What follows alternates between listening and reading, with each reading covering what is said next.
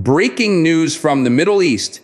Qatar has officially declared plans to strike back at Israel, escalating tensions in a region already on edge. What does this mean for the balance of power for regional allies and for the global stage? Stay with us because in today's deep dive, we'll unpack everything you need to know. Hello everyone, welcome back to the channel. Today's episode is focused on a headline that has sent shockwaves through the Middle East and beyond. Qatar declares plans to strike back at Israel. This is not just another development in the long history of Middle Eastern rivalries.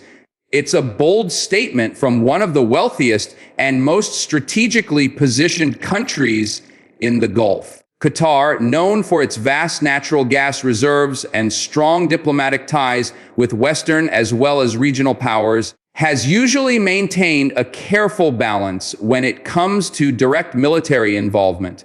But this declaration signals a turning point. We're going to break this down in detail over the next 10 sections. First, we'll look at what exactly Qatar has said and the context of this announcement. Then we'll explore Israel's recent actions that triggered this response, followed by an examination of Qatar's military capacity and potential strategies. After that, we'll analyze how regional players like Iran, Saudi Arabia, Egypt, and Turkey are likely to react. We'll also cover international responses from the US, Europe, Russia, and China. Each section will be around 250 words, giving you an in-depth, step-by-step analysis. By the end of this video, you'll not only understand what's happening, but also what might come next. So, if you're new here, make sure to subscribe and turn on notifications.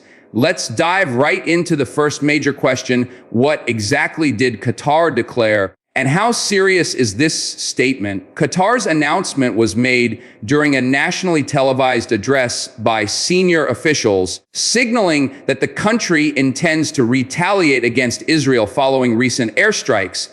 This isn't a vague diplomatic protest. The language used was specific, referring to military options and proportionate responses. For a nation that has traditionally preferred negotiation, hosting peace talks, and using its wealth for soft power influence, this shift is significant. The exact trigger appears to be a series of Israeli airstrikes that allegedly targeted Hamas-linked figures while they were in Qatari territory. If confirmed, this would represent a direct breach of Qatar's sovereignty. Doha views itself not only as a sovereign state, but also as a respected mediator in the region. To have its territory bombed, and reportedly with casualties, is a red line that its leadership feels cannot be ignored. What makes this even more serious is that Qatar houses the largest U.S. military base in the Middle East, Al Udeid Air Base. That means any Qatari response has to be carefully calculated so as not to endanger its relationship with Washington. Yet, the government insists that silence would be seen as weakness and that some form of retaliation is necessary to maintain national pride and regional credibility. This puts Qatar in a very delicate position. Retaliate too strongly, and it risks a direct conflict with Israel and potential diplomatic fallout. Respond too weakly, and it risks being seen as ineffective. Next, let's examine the backdrop of Israel's actions that provoked this crisis. To understand Qatar's stance, we must first look at Israel's actions that triggered this response. Reports indicate that Israel carried out precision airstrikes targeting Hamas operatives who were allegedly using Qatar as a base of operations. Israel has long accused Qatar of providing financial and logistical support to Hamas, and while Doha admits it has provided humanitarian aid to Gaza, it denies directly funding militant activity. From Israel's perspective, Hamas represents an existential threat. The group has carried out rocket attacks, incursions, and militant operations against Israel for years.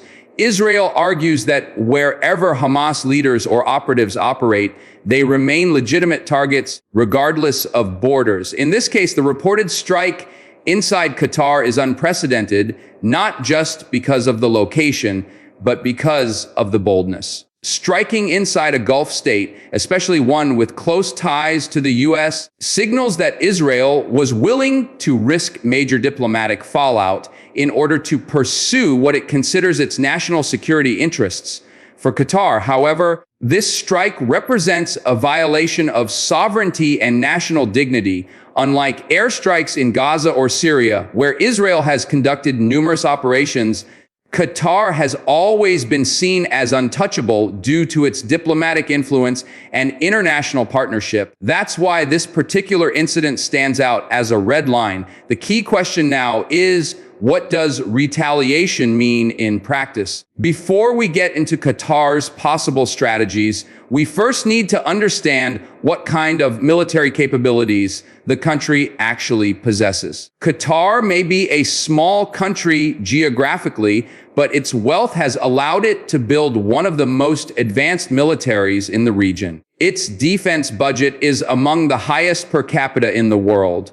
Over the past decade, Qatar has invested billions of dollars into advanced fighter jets, missile defense systems, and naval assets. It has purchased American F-15s, French Rafales, and British Typhoons, giving it a modern and diverse air fleet. On the ground, Qatar maintains a relatively small but well-trained military force. Unlike larger regional powers like Saudi Arabia or Egypt, Qatar's strategy has never been about size. It's about precision, technology, and alliances. With access to the Al Udeid Air Base, Qatar not only hosts U.S. forces, but also has access to intelligence and training that enhance its operational effectiveness. If Qatar were to retaliate against Israel, it could do so in several ways. Direct airstrikes are possible, though highly risky. Cyber operations could also play a role, targeting Israeli infrastructure or defense networks. Another option might be indirect support for groups opposed to Israel, though that would deepen Qatar's existing image problem as a supporter of Hamas. The key point is that while Qatar does not have the scale to take on Israel in a prolonged conflict, it has the resources to make a sharp, targeted response that could have symbolic and strategic significance. Next, let's explore the possible strategies Qatar might adopt as part of its retaliation plan. When we think of retaliation, the first image that comes to mind is often direct military action. However, Qatar's leadership has several possible strategies to consider, ranging from symbolic gestures to significant escalations. Let's break them down. First, Qatar could opt for symbolic retaliation, such as launching limited airstrikes on Israeli assets, or even conducting a missile test aimed at sending a warning without causing casualties. This would satisfy domestic demands for a strong response while limiting the risk of a full-scale war. Second, Qatar might pursue indirect retaliation through proxies. By funneling additional support to groups that oppose Israel, Qatar could strike back without engaging in open confrontation. This option, however, would further damage its international reputation, especially in Western capitals. Third, Qatar could adopt non-military retaliation. This might include cutting off diplomatic ties, expelling Israeli-linked businesses, or using its vast influence in media, particularly through Al Jazeera, to shape global opinion against Israel. Fourth, a cyber retaliation strategy is entirely possible. With the wealth and resources to hire top cyber specialists, Qatar could target Israeli infrastructure or security systems, causing disruption without firing a single missile. Finally, Qatar could coordinate with regional allies, particularly Iran or Turkey, to stage a joint show of force. This would significantly raise the stakes and could shift the balance of power in the region. The question is, how will other Middle Eastern nations react to Qatar's declaration? That's what we'll cover in the next section. The Middle East is a region where every move by one state sends ripples across others. Qatar's declaration to strike back at Israel is no exception. Let's consider the potential responses from its neighbors. Saudi Arabia. Historically, Saudi-Qatari relations have been tense, especially after the 2017 blockade. While relations have improved in recent years, Saudi Arabia has been moving closer to Israel through USC brokered normalization talks. If Qatar engages in open conflict with Israel, Riyadh may distance itself to protect its own interests. Tehran is likely to welcome Qatar's position. Iran has long opposed Israel and has supported groups like Hezbollah and Hamas. If Qatar were to align more closely with Iran, this could create a powerful new axis of resistance in the region. Turkey, as a NATO member with its own complicated relationship with Israel, Turkey may offer political support to Qatar, though whether it would commit militarily is less certain. Egypt, Cairo, which maintains peace with Israel, would likely oppose Qatar's escalation. Egypt prefers regional stability and might even serve as a mediator if things spiral. In short, Qatar's move risks deepening divides in the Middle East. It could push some nations closer to Israel while pulling others into Qatar's orbit. The regional balance could shift significantly depending on how events unfold. But the impact doesn't stop at the Middle East. In the next section, we'll look at how the global powers, the US, Europe, Russia, and China, are reacting to this escalating crisis. The international community cannot afford to ignore a confrontation between Qatar and Israel. Each major global power has distinct interests in the region, and Qatar's announcement puts them in a challenging position. United States, the US is in a particularly delicate spot. Qatar is a major ally, hosting the Al Udeid air base. Yet Israel is America's closest partner in the Middle East. Washington will likely urge restraint on both sides while quietly pressuring Qatar to avoid escalation. European nations depend heavily on Qatari liquefied natural gas, especially after the Ukraine crisis. At the same time, they maintain strong diplomatic ties with Israel. European leaders are likely to call for calm, emphasizing diplomacy over military confrontation. Moscow may see opportunity in this crisis.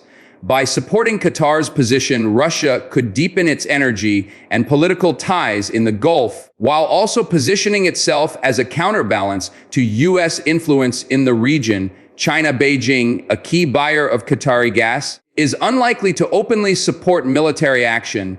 However, it may use the crisis to expand its role as a mediator, portraying itself as a stabilizing force in global politics. What's clear is that Qatar's declaration is more than a regional issue. It has global implications for energy, security, and diplomacy. Next, we'll step back and examine the historical background between Qatar, Israel, and Hamas, which helps explain why this moment is so pivotal. To understand why Qatar's declaration has generated such shockwaves, we need to consider the historical backdrop. Qatar has long positioned itself as both a mediator and a supporter of Palestinian causes. While it has not established formal diplomatic ties with Israel, it has hosted Hamas leaders and provided billions in humanitarian aid to Gaza. This dual role has often put Doha in a controversial position, seen by some as a peace facilitator and by others as a financial backer of groups hostile to Israel. Israel, on the other hand, has viewed Qatar with suspicion for years. While not directly hostile like Iran, Qatar's support for Hamas has been a sticking point. Israel has tolerated Doha's role to an extent because Qatari aid helped stabilize Gaza and prevent humanitarian collapse. But the idea of Hamas leaders operating out of Doha has always been a red flag. This complicated relationship is layered on top of the broader Arab-Israeli conflict, where Gulf states like the UAE and Bahrain have recently normalized relations with Israel under the Abraham Accords. Qatar's refusal to do so highlights its distinct position in the region, one that emphasizes independence and alignment with popular Arab sentiment in support of Palestinians. This historical tension explains why an Israeli strike on Qatari soil represents such a dramatic escalation. It is not just a military incident, it is a symbolic challenge to Qatar's carefully cultivated role in the region. Next, let's look ahead to possible scenarios of escalation and whether this could spiral into a larger regional war. What happens next? That's the question policymakers and citizens alike are asking as Qatar weighs its response. Several possible scenarios could unfold, each with different implications. Scenario 1, limited retaliation. Qatar could launch a symbolic strike or cyber operation, then quickly call for international mediation. This would allow it to save face domestically while avoiding a prolonged conflict. Scenario 2, escalation into direct conflict.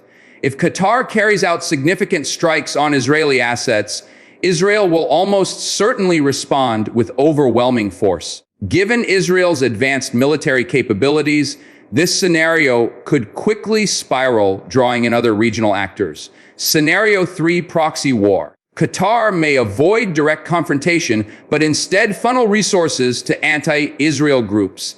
This would prolong tensions, but keep Qatar out of direct line of fire. Scenario 4, diplomatic pivot. Qatar could use the crisis to strengthen ties with Iran and Turkey, creating a new alliance bloc in the region. This would alarm Saudi Arabia and the U.S., reshaping regional politics. Scenario 5, mediation and de-escalation. International powers may pressure both sides into backing down. If Qatar can portray its announcement as a warning rather than an immediate plan, it could step back without appearing weak. Each of these scenarios carries risks and rewards. Which one unfolds will depend not only on Qatar and Israel, but also on how the regional and global players respond in the coming weeks. So where does this all leave us? Qatar's declaration to strike back at Israel marks a watershed moment in Middle Eastern politics. It signals that even the wealthiest, most diplomatically active Gulf states are no longer willing to tolerate direct violations of their sovereignty. For Israel, it reflects the risks of pursuing Hamas operatives beyond traditional battle zones. For the international community, it's a reminder of how quickly regional tensions can escalate into global crises. As we've seen in this analysis, Qatar has multiple options, from limited symbolic retaliation to aligning more closely with Iran and Turkey. Israel, meanwhile, is unlikely to back down from its security doctrine of striking threats wherever they may be.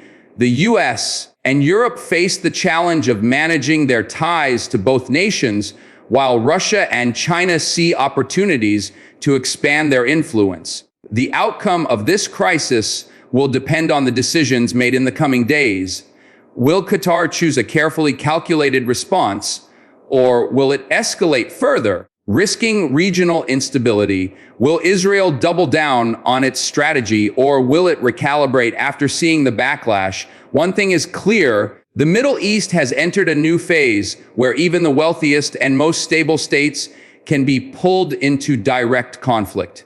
The world is watching closely. If you found this breakdown useful, don't forget to like this video, subscribe to the channel, and hit the bell icon so you never miss an update on global affairs. Until next time, stay informed and stay safe.